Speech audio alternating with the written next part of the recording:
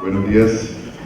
Primero, muchísimas gracias a Lucía, a DAF, a Néstor, que me invitaron a participar en este evento. Ha sido un placer estar aquí durante estos días, conociendo experiencias de América Latina y el Caribe.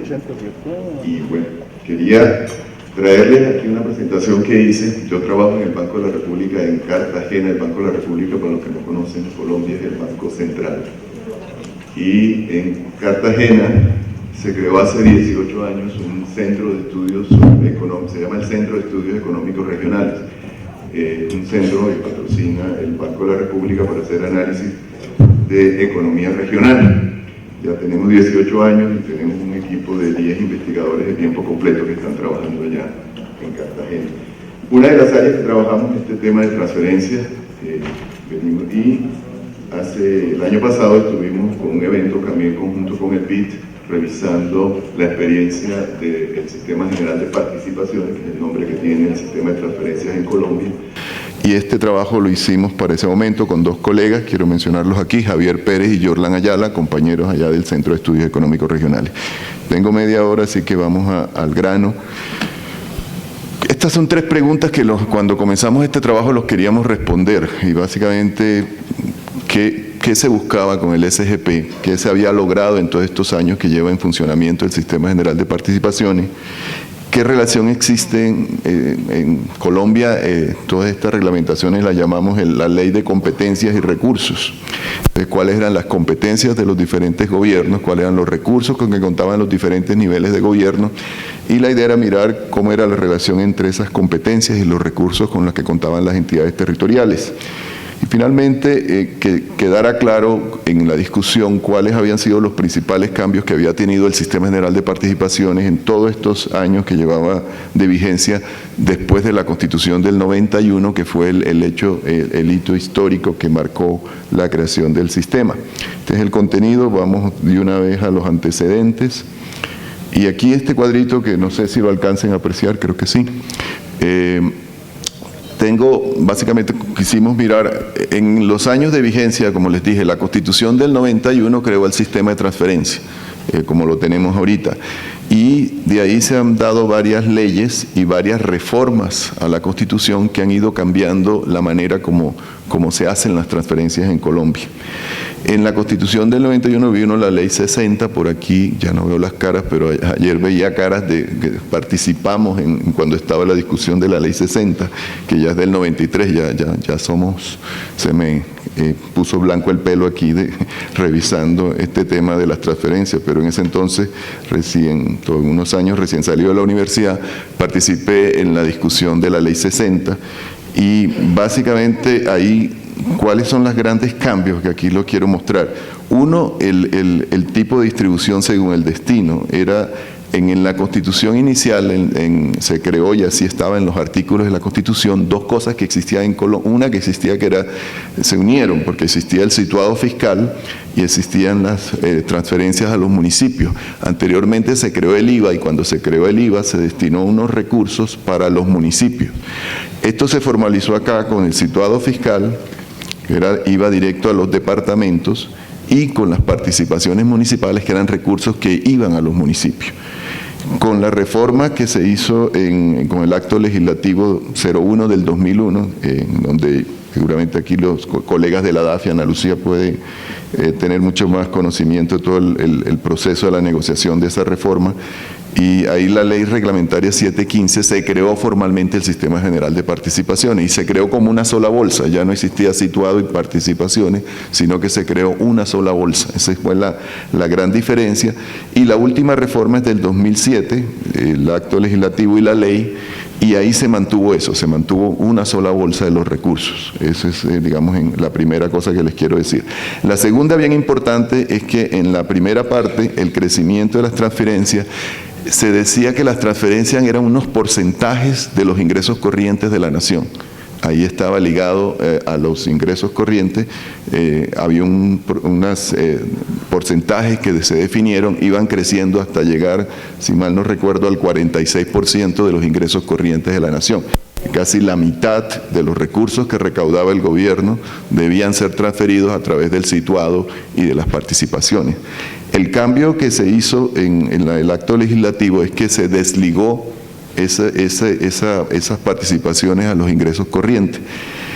Aquí lo que se hizo fue poner el promedio de la variación de los ingresos corrientes de la nación, el promedio en los últimos 4 años. Se definió un año base, ese era el monto del Sistema General de Participaciones, y de ahí en adelante el crecimiento iba a ser en función del crecimiento que tuviera los ingresos corrientes de la nación en un promedio de los 4 años. Y ahí se dejaba la posibilidad de revisión periódica de la fórmula de distribución de esos recursos. Luego ya en la última reforma se hizo, digamos, permanente ese crecimiento en función de los ingresos corrientes, el promedio de la variación en los últimos 4 años, y una adicional que se creó ahí, se creó una sobretasa educativa. Una sobretasa educativa que fue definida como temporal y que de acuerdo con los tiempos se acaba el próximo año. Eso es un primer elemento aquí importante en esta discusión. Luego, lo importante en la manera como se asignaban los recursos. Como les dije, el situado fiscal iba para los departamentos, iba para financiar educación y salud, y las participaciones a los municipios, y tenía una finalidad más grande. Había educación, salud, agua potable, saneamiento básico, habían para libre inversión y otros. Y por ejemplo, aquí en Colombia tenemos categorías de municipios, y para ciertos municipios se les permitía utilizarlo en gastos operativos. Eso sigue igual, cambió una sola bolsa, se definieron sectores, educación, salud y propósito general, se llama. Propósito general, hay muchas cosas de esas que estaban ahí para los municipios, entre ellos la plata que se le permite a los municipios gastarse, a los que son de ciertas categorías, los más pequeños, se les permite utilizar estos recursos para su funcionamiento. En la última reforma, lo único que el cambio en esta distribución de sectores es que se creó el agua potable y saneamiento básico aparte. Antes agua potable estaba dentro de propósito general, ahora se sacó y se le da un porcentaje específico, y así está funcionando actualmente. Estos son, ya yo llevo 18 minutos, ay mamá, ¿no? O esos son... Ah, ok, yo he hablado tanto, no podía creer. Sí, yo iba por la segunda, entonces me preocupo. Bueno, y ahora, lo importante, otros 3 puntos que quiero señalar para que tengan el contexto. Los mecanismos de distribución. Antes, en la primera reforma, la distribución primero se hacía territorial y luego sectorial. Entonces se definía cuánto era para cada departamento y cada municipio, y luego los sectores. Ahora es primero sectorial y luego territorial. Se definen unos porcentajes para educación, para salud, para agua potable y para propósito general, y se hace la distribución por departamentos o por municipios. Ahorita les voy a mostrar con qué criterios. Eso sigue igual. Los criterios de distribución hay varios, aquí muestro algunos, pero un cambio importante, que esto es en la concepción de la primera ley con la segunda, es que antes estaba en proporción de los gastos de atención a usuarios, proporción de gastos de atención a usuarios, y por ejemplo el situado fiscal en proporción de atención, población por atender. Ahora aquí ya se hace por población atendida. Básicamente se definió un per cápita, o cuántos, por ejemplo, estudiantes están en el sector educativo en determinado departamento, y se define un monto por cada estudiante. Antes se hacía en función de la nómina, básicamente, y cuánto era el gasto de maestros que había. Hoy se hace en función de la cobertura, cuántos alumnos tiene y cuántas personas tiene atendido en los sistemas de salud, en los diferentes regímenes, y aquí esto va para el régimen subsidiado y se va definiendo así la distribución. Hay algunos criterios de equidad, de cobertura, de mejoras en las coberturas, de pobreza, de eficiencia. Lo que pasa con el monto al final es que el grueso se distribuye en función de la cobertura, y lo que queda para distribuir, por ejemplo, en términos de esfuerzo es relativamente poco. El esfuerzo fiscal, que hay dentro de la fórmula hay un componente de eso, pero el grueso de la distribución se hace en función de cobertura en salud y educación, básicamente. Hay un tema que yo lo destacaría aquí de Colombia, y con lo que cuando tuve unos años en el BID y participé en esto con la gente de la DAF, fue el tema de control de la ejecución. Antes en Colombia no existía nada sobre el control de la ejecución y en la última reforma se creó lo que llamamos aquí la estrategia de monitoreo, seguimiento y control al uso de los recursos del SGP, en las cuales se ha venido implementando y que está en cabeza ahora de la DAF para revisar todo el proceso de cómo se está ejecutando los recursos del Sistema General de Participaciones. Antes no existía ninguna, y eso fue parte de la discusión del debate. Se veía que Colombia estaba gastando muchos recursos en salud y educación, por ejemplo, y no se veían resultados. Entonces la idea era comenzar a mirar cómo le estaban haciendo los departamentos, y ahí hay una estrategia que seguramente aquí la DAF puede contar mucho mejor cómo les ha ido con eso. Entonces, en términos precisos, había un tema, cuando se dio toda la reforma de la primera ley, vino todo el proceso de descentralización, vino la crisis que ya han escuchado acá sobre las entidades territoriales, estaban en crisis, era un momento difícil, el país se vino abajo, una caída en la economía, y un poco la discusión era, bueno, si de cada 100 pesos que esfuerzo que hace recaudatorio el gobierno nacional, casi 50 se los tiene que enviar a los territorios y los departamentos, a los municipios y departamentos. Entonces comenzó esa discusión y por eso se dejó que el crecimiento no estuviera en función de que no fuera una participación directa de los ingresos corrientes, sino una tasa de crecimiento. Primero se definió un periodo de transición hasta el 2016, que estamos ahorita. El crecimiento real del SGP, entonces, se estableció así, 4% entre el 2008 y el 2009, 3.5 en el 2010 y 3 del 2011 al 16. O sea que para el 2017, la idea es que si no se hace ningún cambio, vuelve al crecimiento promedio de los últimos 4 años de los ingresos corrientes de la nación. Ahora está en términos reales, ahora va a estar en función del crecimiento en el 2017. El otro tema es el tema de la sobretasa. La sobretasa para educación se creó en la última reforma, aquí están los porcentajes, y bueno, el punto es qué va a pasar con estos recursos si ahora ya esto tiene vigencia hasta el 2016. Entonces, ahí... Esto es compleja la distribución. Si ustedes quieren un día entretenerse, hay un documento COMPES que está colgado en la página web del DNP. Tienen que, con un buen café y destinarse un buen tiempo a mirar. Un poco el mensaje que voy a decir es, hay muchas cajas, hay muchos criterios, pero lo que les comentaba, esto de acá, digamos, se lleva el gran grueso. Aunque hay muchos aquí, por ejemplo, población por atender, equidad, eficiencia administrativa, criterio de distribución geográfica, hay muchos criterios y en parte de lo que hicimos el año pasado fue un seminario de discusión, o otro paper que hizo un colega, Juan Gonzalo Zapata, y él revisó todos estos criterios, me acuerdo el número que alcanzó a tener, y haciendo unos ejercicios de simplificar. Si uno hace, por ejemplo, una distribución simple por población, casi que da lo mismo de tener esta distribución compleja. Ese es un poco el mensaje que les quiero decir ahí.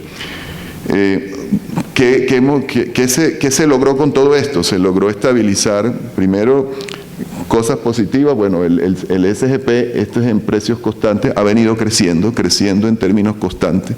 Se definió una bolsa, un monto, y ha venido creciendo en términos reales, y en términos reales ha crecido, aquí se ven. Y otra cosa es que ha perdido participación tanto en los ingresos corrientes, que es el eje derecho, y como porcentaje del PIB. O sea, lo que se transfiere es menor, digamos, el propósito de desligarlo de los ingresos corrientes se ha logrado. Cuando comenzó estábamos alrededor del 40% de los ingresos corrientes, hoy está con aquí tengo la duda cuál de las dos flechas, el 30%, o no sé, 30% de los ingresos corrientes de la nación. Entonces, se ha logrado ese de frenar el tema que les decía, que de cada 100 pesos que recaudaba, casi 50 se iban para los municipios y departamentos. Aquí hay unos periodos donde el crecimiento de la economía no fue muy bueno, y esa es la parte positiva que tiene la fórmula, porque como el gobierno central le tiene que mantener una tasa de crecimiento real, así se caigan sus ingresos corrientes, él tiene que mantenerle el crecimiento a los municipios y departamentos. Entonces ahí tiene que sacar del bolsillo donde tenga de otras bolsas para mantener el crecimiento. Eso que nos da unas ventajas, digamos, de predicción presupuestaria a nivel territorial, saben cuánto van a ser sus ingresos, aquí pueden hacer una proyección en los municipios y departamentos haciendo ciertos supuestos, pero básicamente es posible hacer proyecciones. ¿Cuál es la parte negativa? Que ha perdido, digamos, participación dentro de los ingresos corrientes de la nación, y es una discusión que se ha dado, que se dio en su momento cuando estaba la reforma. Bueno, voy a ir rápido porque estoy hablando mucho. Esto estábamos diciendo, hicimos unos gráficos para mirar la relación entre los indicadores de pobreza, digamos, y la distribución per cápita de recursos, y hay una asociación con la reforma mucho más clara entre la distribución per cápita y la pobreza, o sea, mayor pobreza, mayor distribución per cápita. Cuando hacemos por población pobre la relación no es tan clara, y para municipios pasa lo mismo. La relación no es tan evidente, pero bueno, no quiero entrar en esa discusión. Ahora, la reforma del 2007 se hizo, fue la última, ¿por qué? Porque era transitorio, y aquí ya en la nueva escenario, digamos, no es necesaria una reforma. Si no se va, pues se va al crecimiento de los ingresos corrientes de la nación. En ese momento, en el 2007, había la discusión si era riesgoso para la situación fiscal del país volver a la fórmula tradicional porque ustedes vieron que hemos perdido participación, se ha perdido la SGP, y si en el caso de que se volviera a la fórmula original, que fueran los ingresos corrientes, el porcentaje de 46% de los ingresos corrientes, eso tendría implicaciones en la situación fiscal del gobierno central. Y por eso se hicieron estas reformas del 2007, creo que eso ya se los conté, no quiero entrar a detalles. Se habló sobre el agua potable y saneamiento básico, los indicadores no habían mejorado mucho y se vio la necesidad de destinar unos recursos específicos para este tema. Quiero aquí mostrarles, tomamos en ese momento, cuando el trabajo, cuál era el punto de partida que tenía cuando se hizo la reforma del 2007 en la exposición de motivos de la ley, cuál era la meta que se proponía para alcanzar en ese momento, en el 2010, y cómo estamos aquí con unas metas 2010-2011. En educación se proponía 100%, seguimos como en 90, 89, estamos como en lo mismo. Cuando uno mira este 10% que falta de cobertura en Colombia, muchos son municipios rurales. Realmente las tasas de coberturas en las zonas urbanas está bastante bien, pero en las zonas rurales hay un esfuerzo ahí que es necesario hacer y que no ha mejorado. Cuando hacemos cobertura tenían 73%, la meta era llegar al 100%, de acuerdo con las cifras actuales estamos en 98%, en salud, perdón, estamos haciendo esto. Hoy en día en Colombia podemos decir que hay algún tipo de seguro, alguien está cubierto, tenemos dos regímenes, el contributivo, el subsidiado, alguien tiene por algún lado algún subsidio, algún carnet que lo cubre. Urbano, rural, en acueducto, no logramos, la meta era un 92, y lo que encontramos estamos en 87, ahí todavía hay un esfuerzo por hacer en temas de acueducto, lo mismo en tema de alcantarillado, no se logró la meta, todavía falta. Esto estoy poniendo de 2010-2011, probablemente hoy en día tendríamos una meta diferente. Aguas residuales, cuánto estaba, cuánto era la meta, y el tema de disposición de residuos sólidos.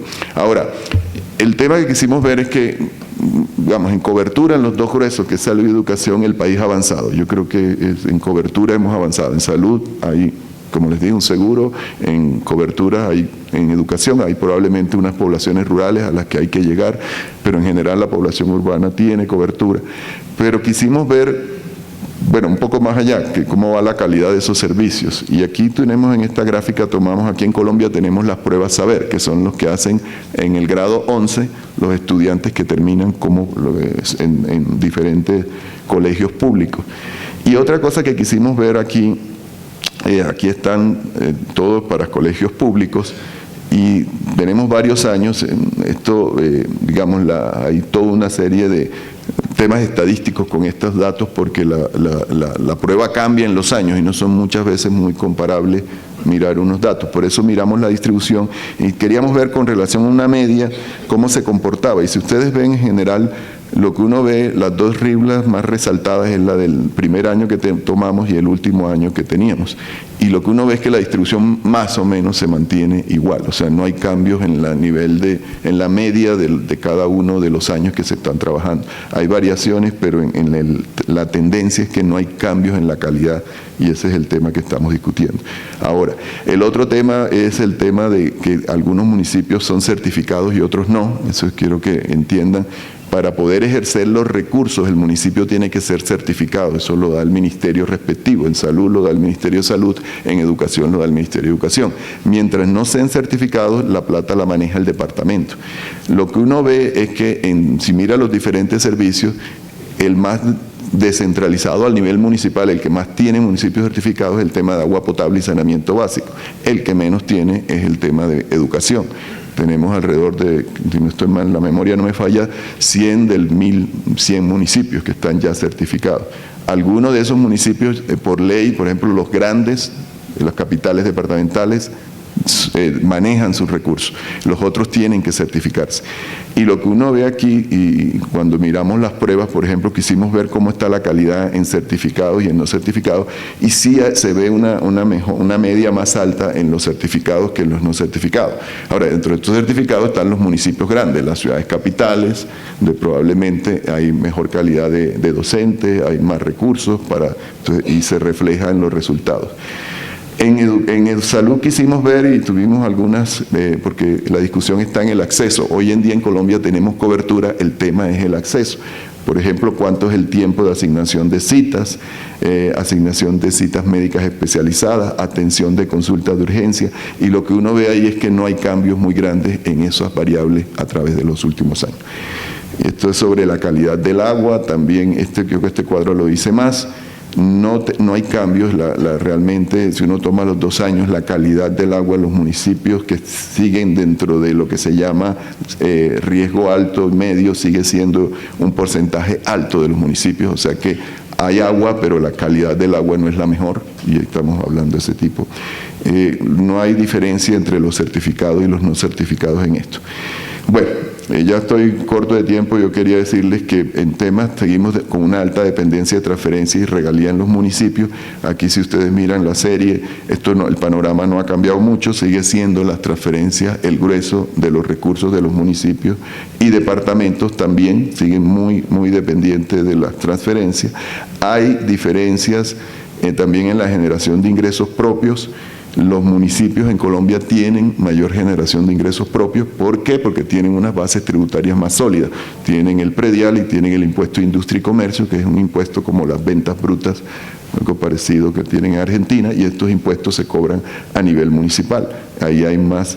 Pero lo que quiero también destacar es que en Colombia tenemos, si nos comparamos con el patrón de América Latina, hay generación de recursos propios de impuestos a nivel local. Y ahí hay unos 3.7% del PIB, que no es despreciable si nos comparamos con América Latina. Esto además tiene una alta heterogeneidad cuando miramos las categorías de municipios. Los municipios más grandes realmente son los que concentran esa generación de ingresos. Si uno mira el predial, probablemente la mitad del predial se recauda en Bogotá. Y si suma las Bogotá, Medellín, Cali, Barranquilla, Cartagena, llega al 80%, o sea, y hay más concentración todavía con la industria y comercio. En Bogotá puede tener el 60-70% de la industria y comercio del país. Y eso se ve aquí. Cuando miramos las competencias, este es un tema que desde que estábamos en la Ley 60 se viene discutiendo, y es la duplicidad, y eso sigue habiendo duplicidad. Cuando uno mira y se pone con el detalle, no quiero entrar acá, pero nos pusimos de mirar, hay duplicidad de funciones, hay cosas que siguen estando entre departamentos, municipios, y como está este tema de certificados, no certificados, el departamento sigue participando, en fin, eso hay mucha duplicidad en muchos casos. Y fuera de la duplicidad, nosotros en los municipios no solo tienen la ley de transferencias esta del SGP, sino que se le han ido colgando más competencias. Cuando uno viene a ver, se cuelgan competencias en una ley y le dicen, se financiará con recursos del SGP, y entonces siguen colgando, y ahí es donde se le cuelgan cosas. Por ejemplo, quería destacar, aquí hay nos pusimos, ahí están todas las leyes, en el documento está, por ejemplo, un tema que aquí hay en el país, que es el tema de conflictos y víctima y restitución de tierra. a un alcalde también le dan responsabilidades en esa materia y también tiene que buscar los recursos y de dónde, si hay una víctima de la violencia y tiene que atenderlos y ahí vienen todos estos problemas para los alcaldes. Bueno, rápidamente, lo que quisimos en el documento, bueno, ¿cuáles serían las discusiones si queremos entrar a una reforma del 2017? Yo creo que un punto es el mensaje de que tenemos mejoras en cobertura, el sistema está destinado, si ustedes ven, a financiar en función de cobertura y yo creo que se ha avanzado. Ya los alcaldes se preocupan porque cuando yo logro aumentar cobertura ya yo le paso el datico a Hacienda y Hacienda me manda la plata. Entonces es el juego y eso ha mejorado.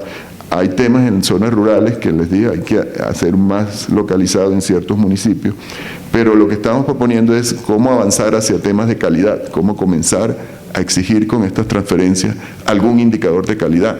La calidad debe estar involucrada porque como dar el siguiente paso. Ya logramos avanzar cobertura, ahora cómo avanzamos en calidad. Creo que es necesario simplificar la fórmula. La fórmula tiene muchos cajones, muchos puntos, pero al final los gruesos son 2 o 3 cajones. Los demás realmente no tienen un impacto. Recursos para, por ejemplo, incentivar la recaudación local. Hay un indicador para eso, pero al final es tan poco que realmente a un municipio no le interesa. El tema del régimen transitorio, yo creo que ya es necesario que el país ya defina, bueno, nos casamos con uno, yo no quiero entrar aquí en la discusión de cuál es el mejor, pero que ya no estemos cada vez en esta discusión cada tantos años del crecimiento. Creemos, si uno mira al final, y ayer hubo algo de discusión sobre esto, lo dijo también Manuel Fernando Castro, sobre la importancia, por ejemplo, que en este momento tenían los recursos de regalías los departamentos, porque los departamentos tienen un rol. Hay muchos municipios pequeños donde el departamento creo que puede ayudar en términos de coordinación, pero hay departamentos muy débiles porque tienen muy pocos recursos. Ahí yo creo que revisar esa parte en temas de competencias y recursos para los departamentos es importante, cómo fortalecer también el rol. Hay los recursos de regalías, pero es importante ver que los recursos de regalías son para inversión. Entonces, por ejemplo, yo tengo a nivel personal preocupación porque los departamentos están haciendo inversión, sí, están haciendo carreteras, ustedes vieron ayer, están haciendo hospitales, pero por ejemplo la sostenibilidad de esas inversiones, ¿con qué recursos se van a sostener las carreteras terciarias que en estos momentos están? Chévere, me parece buenísimo, o sea, se están haciendo carreteras, llegando a sitios donde no llegaba, y creo que el departamento podía jugar un rol importante ahí en tema de fortalecimiento, sobre todo, por ejemplo, las secretarías de Hacienda departamentales, que sean una entidad gestora de recursos que muchas veces no lo son. En temas de banco de proyectos, asesorar a los municipios, cómo presentar proyectos en los sistemas de regalías. Yo creo que mi punto es ese, que los departamentos podrían tener un papel importante y podrían ayudar a disminuir estas dependencias que, como les mostré, sigue siendo alta. Y las competencias del departamento mucho hacia promoción de políticas públicas y no solamente administración y transferencia de recursos. Cuando hablaba de este tema, algunos gobernadores me dicen, aquí me llega una plata, yo la tengo que mandar para acá, pero muchas veces no pienso ni cómo la están usando, ni miro mucho el detalle de la planeación sectorial, qué está pasando con la educación en el municipio tal, qué se hace. Simplemente me decían un par de gobernadores con los que hablé, a mí me llega una plata y yo la sé que la tengo que mandar para allá, pero no hay un rol en el tema de política pública en el sector de eso. Entonces yo creo que ahí el departamento tiene un papel importante. No es más, me pasé de 2 minutos 45, les pido disculpas. Este es hago la propaganda, mi Centro de Estudios Económicos Regionales. Tenemos estos documentos colgados a través de la página del Banco Central, la pueden ver. Muchas gracias.